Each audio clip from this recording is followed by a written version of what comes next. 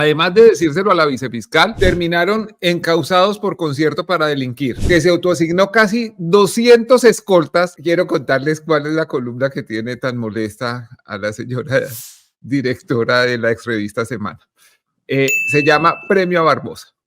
El peor fiscal de la historia está a punto de ser premiado con la prolongación de su administración. Francisco Barbosa, quien gastó sus 4 años en proteger a sus jefes políticos para impedir su procesamiento, que se autoasignó casi 200 escoltas para repartirle camionetas blindadas y guardaespaldas hasta su cuñado, a quien le pareció natural asignarle carro de seguridad y custodios entrenados y pagados por los contribuyentes a sus mascotas, el mismo que no tuvo inconveniente en llevarse a su casa como empleadas domésticas a contratistas de servicios generales de la Fiscalía, el que a través de la vicefiscal absolvió a su esposa sin ningún recato. Ese caballero, cuyo ingrato papel quedará en la memoria de muchos colombianos, está a punto de coronar su hazaña, dejando como fiscal general a su segunda al mando y como vicefiscal a su tercero. El viernes, pasadas las 6 de la tarde, este viernes, quizás con la esperanza de que el lunes nadie se acuerde, la Fiscalía emitió un comunicado anunciando que, abro comillas, un fiscal delegado ante la Corte Suprema de Justicia, nótese que no se da el nombre, archivó la indagación que se seguía en contra de la vicefiscal general de la Nación, Marta Yanet Mancera, y de la delegada para la Seguridad Territorial, Luisa Fernanda Obando, por el supuesto beneficio otorgado a estructuras criminales dedicadas al tráfico de armas y de estupefacientes en Buenaventura, Valle del Cauca y el Magdalena Medio durante 2020 y 2022. Ahí en la columna ustedes pueden ver el comunicado. La historia detrás del caso demuestra la laxitud de la justicia con los poderosos y la severidad con los débiles. Pablo Bolaños y Fabio González, miembros del Cuerpo Técnico de Investigaciones de la Fiscalía CTI que trabajaban como agentes encubiertos en organizaciones criminales, le informaron a la vicefiscal que tenían evidencias según las cuales el jefe del CTI en Buenaventura, Francisco Javier Martínez Ardila, conocido como Pacho, era un hombre clave para el narcotráfico y el comercio ilegal de armas en el puerto. Además de decírselo a la vicefiscal, lo habían consignado en un informe de investigador de campo y lo declararon con las debidas formalidades ante el agente investigador del CTI, Juan Camilo Linares. Un día después de la declaración, se les apareció en Manizales un directivo del CTI llamado Víctor Manuel Forero, jefe de investigaciones de la Fiscalía Delegada para la Seguridad Territorial, quien además ha sido compañero sentimental de Luisa Fernanda Obando, directora de Seguridad Territorial y mano derecha de la vicefiscal Mancera. El agente Forero le propuso a Fabio González que modificara su declaración para eliminar las menciones del jefe del CTI en Buenaventura.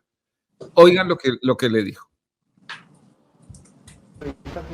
Camilo, uno, pues yo considero y quisiéramos contar con su autorización para modificarla en el sentido de eliminar el pedazo que tiene que ver con ese muchacho, porque pues esa investigación nada tiene que ver con eso, no es bueno que eso ande rondando por ahí ya en los temas que no corresponden.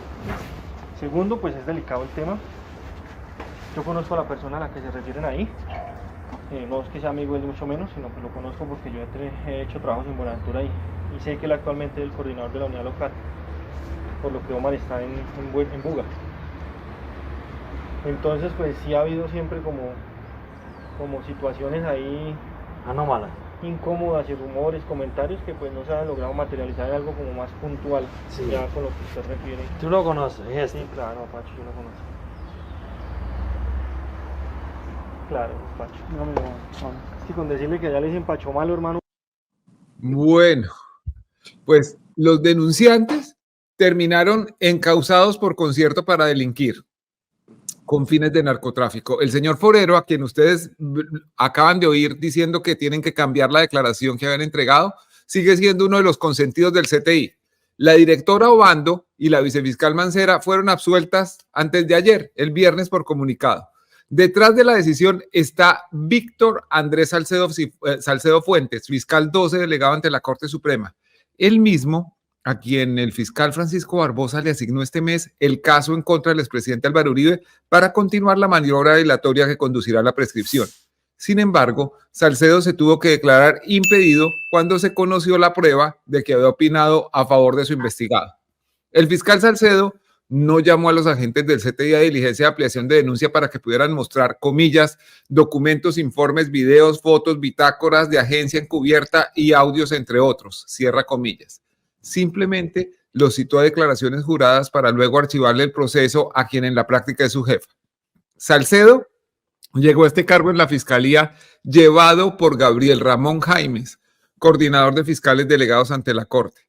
Los dos habían trabajado en la Procuraduría en la oscura época de Alejandro Ordóñez. Jaimes no es el más competente en materia jurídica.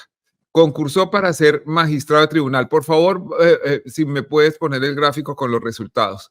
Concursó para ser magistrado de la Sala Penal. Necesitaba 800 puntos mínimos en la prueba de conocimiento, sacó 564,29. Juez penal del circuito. Solo pudo sacar 604,73 de los 800 que necesitaba. Magistrado de Tribunal Administrativo, 610,10, tampoco logró los 800. Magistrado de la Sala Disciplinaria, 630,59. Juez penal del Circuito Especializado, 595,77.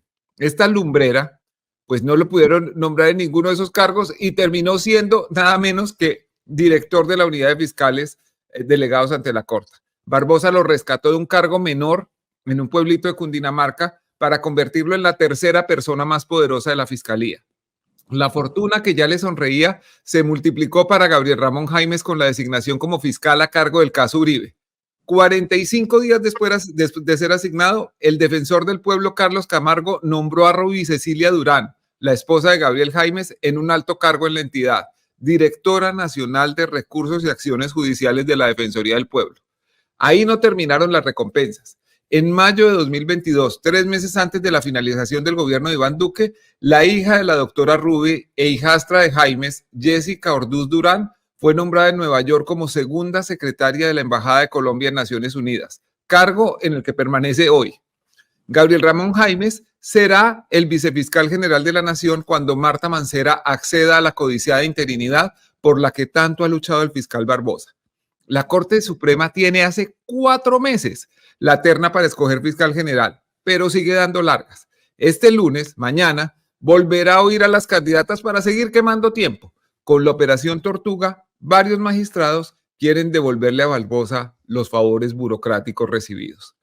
Esa pues es la columna que tanto molesta a doña señora. A doña señora. Además, te voy a decir una cosa, el tratamiento de favores entre, digamos, lo que, en mi opinión, lo que la reforma constitucional del 91 realmente pudrió las cortes, las altas cortes en Colombia, fue la posibilidad o su participación en el sistema de elección de altos funcionarios del Estado. Y eso a qué ha llevado a que en las cortes hay favores para los magistrados, en la Procuraduría, en la Fiscalía, en la Registraduría, y de eso hay digamos, kilos y kilos de reportería, años y años de reportería. Eso no es una sorpresa que eso pase, lo has dicho tú, lo has investigado tú en diferentes momentos de la historia, y yo creo que si los magistrados de la Corte Suprema de Justicia se están prestando para que un sector de la política colombiana haga oposición a la presidencia de la República, desinstitucionalizando el país, llevándose por encima las instituciones democráticas, se está prestando para una gesta muy lamentable, más allá de todos los favores que estén recibiendo los magistrados. A mí, además, me parece asombroso que ahora pareciera que el deber ser es que no elijan. O sea, que pedirles que cumplan el deber constitucional de elegir el fiscal general es un atropello, ¿no? Que ellos, el que tienen es el derecho a no elegir para que se quede la señora Mancera y el señor Jaimes al frente de la Fiscalía General de la Nación. ¿Y cómo es posible que vayan a poner una persona en encargo, Dani, o dejar una persona con estos cuestionamientos encima y nadie en la Corte Suprema dice, oiga, vamos a tomarnos un segundo para pensar quién va a quedar encargado si no elegimos? Es decir, ¿cómo no les da vergüenza ni siquiera interlocutar con la sociedad civil que les está exigiendo que nos expliquen cómo van a dejar encargada a una señora como Marta Mancera? Y a un señor como Gabriel Ramón Jaimes. Sí. Dios mío, que no califica en un examen ni para Guasilillo de Plaza, oye. Y con otro ítem, y es que para redondear todo, no se puede criticar nada de eso. Están faltándole el respeto a la Corte. Los periodistas estamos para faltar el respeto a quien consideramos que le falta el respeto a la ley y al país. y se hace con pruebas.